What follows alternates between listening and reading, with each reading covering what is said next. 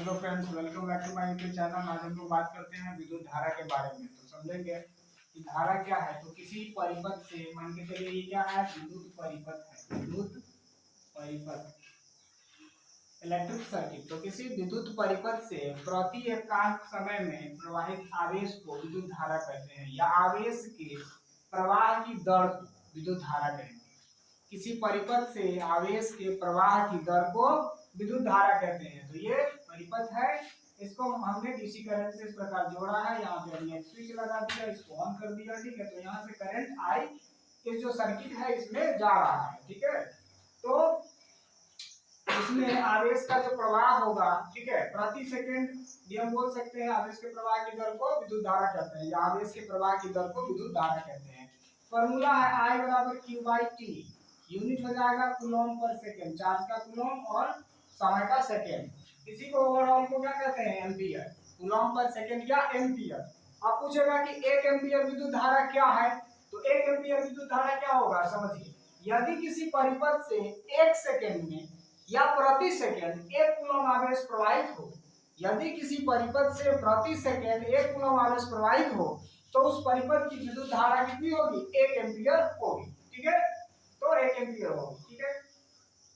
अब 1 कूलम आवेश प्रवाहित होने के लिए, 1 कूलम आवेश प्रवाह के लिए कितना इलेक्ट्रॉन का आवश्यकता होगा। क्वेश्चन आता है कि किसी परिपथ से अगर 1 कूलम आवेश प्रवाहित हो रहा है, मतलब कि कितना इलेक्ट्रॉन प्रवाहित हो रहा है, ठीक है, या 1 एम्पियर करंट के लिए कितना इलेक्ट्रॉन प्रति सेकंड जो है प्रवाहित होना चाहिए। तो उसके लिए हम फॉर्मूला यूज करेंगे Q बराबर Ne। तो N बराबर Q बाई E। यहाँ से हम नंबर ऑफ इलेक्ट्रॉन निकालेंगे। Q का वैल्यू यहाँ पे क्या है, 1 कूलम। Q का वैल्यू है 1 कूलम और E का वैल्यू आपको पता है 1.6 10 टू द पावर -19 कूलम। उसका यूज किया, ठीक है। तो 10 टू द पावर -19 जो है ये ऊपर गया, तो इसको हमने दो पार्ट में लिया, 10 × 10 टू द पावर 18। जब 10 में हम 1.6 से डिवाइड करेंगे तो हमारा वैल्यू आएगा 6.25 और इनटू ये 10 टू द पावर 18 आ गया, ठीक है। तो 1 कूलम आवेश का मतलब क्या है, 6.25 into 10 to the power 18 electron प्रति सेकंड। तो ऐसे में बोल सकते हैं 1 एम्पीयर विद्युत धारा को डिफाइन करना हो तो बोलेंगे किसी विद्युत परिपथ से प्रति second 6.25 into 10 to the power 18 electron प्रवाहित हो, तो उस परिपथ की विद्युत धारा क्या होगी, 1 एम्पीयर होगी, ठीक है। यानी 1 एम्पीयर विद्युत धारा के लिए कितना इलेक्ट्रॉन चाहिए, तो 6.25 10 टू द पावर 18 इलेक्ट्रॉन, ठीक है। यानी 1 कूलम का मतलब क्या हुआ, कितना electron, 6.25 10 to the power 18 electron, ठीक है। इसके बाद बात करेंगे धारा घनत्व का। तो धारा घनत्व क्या कहता है, किसी परिपथ से, ये परिपथ है, इसका ये क्रॉस सेक्शन एरिया है, इस क्रॉस सेक्शन एरिया के लंबवत, ये क्रॉस सेक्शन एरिया हुआ तो इसका परपेंडिकुलर ये, यानी इधर से, ठीक है।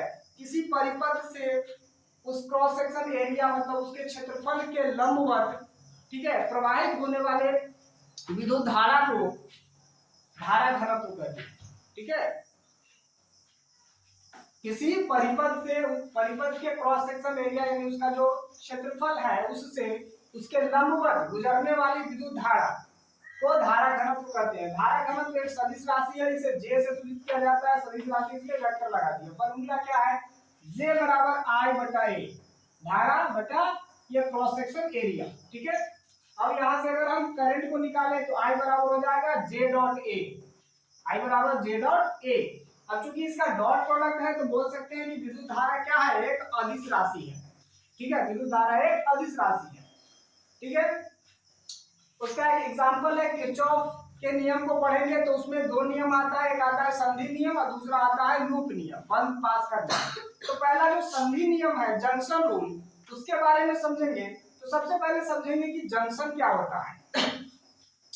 तो एक ऐसा पॉइंट जहां पे कम से कम 3 या 3 से अधिक वायर आके मीट करे उसको हम जंक्शन बोलेंगे, ठीक है। तो यहाँ पे देखिए, एक इधर से आया, एक इधर से आया और एक यहाँ पे निकला, ठीक है।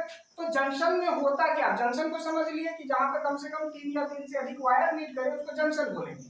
तो जंक्शन रूल क्या है, तो रूल ये है कि संधि पर आने वाली समस्त धाराओं का योग और संधि से बाहर जाने वाली समस्त धाराओं का योग क्या होता है, बराबर होता है। यानी कि ओवरऑल अगर हम इनके योग सम के बारे में बात करें तो उनका सम क्या होता है, 0।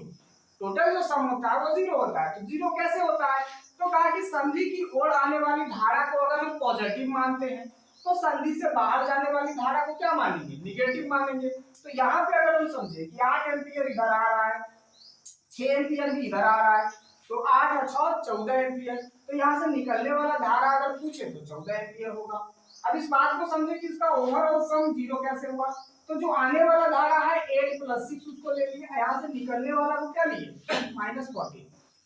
जब ओवरऑल सम करेंगे तो 8 से 14, 14 - 14 क्या हो गया, ठीक है। यहाँ पे एक और बात समझना था कि इनके बीच एंगल है 90 डिग्री। अगर ये सदिश राशि होता तब हम इसके बीच जो है वेक्टर वाला फॉर्मूला लगाते और तब हम इसका योग निकालते वेक्टर सम, ठीक है। बट ये जो है वेक्टर क्वांटिटी नहीं है, सदिश राशि नहीं है, इसीलिए हम इसको क्या करें, सीधे जोड़ेंगे, ठीक है। वेक्टर होते तो इसका हम वेक्टर सम निकालते, ठीक है।